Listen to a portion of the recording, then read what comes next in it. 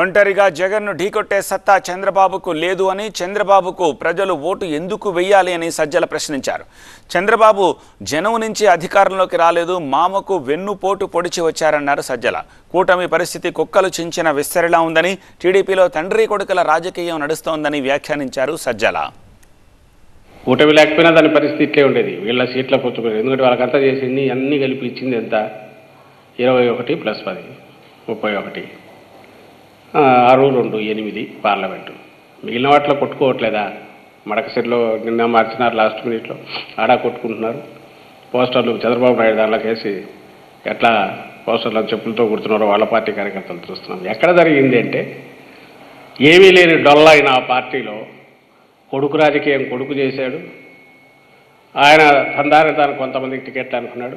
ఆఖరణ మళ్ళీ తండ్రి బాబు చంద్రబాబు ఎంటర్ అయ్యాడు. ఈయన దారిన ఈయన గ్రూపులు ఈయన ట్రై చేస్తున్నట్టున్నాడు. మూడోది పొత్తు పెట్టుకుని వాళ్ళతో జరగడంలో మొత్తం మీద తెలుగుదేశం పార్టీ యాజ్ సచ్ కానీ కూటమి యాజ్ సచ్ మొత్తంగా చూస్తే కూడా కంప్లీట్గా కుక్కలు ఇచ్చిన విస్తరలాగా ఉంటుంది. ఎట్లా ఉండాలనో అట్లా ఉంది, ఎట్లా ఉంటుందని మేము చెప్పామో అట్లుంది.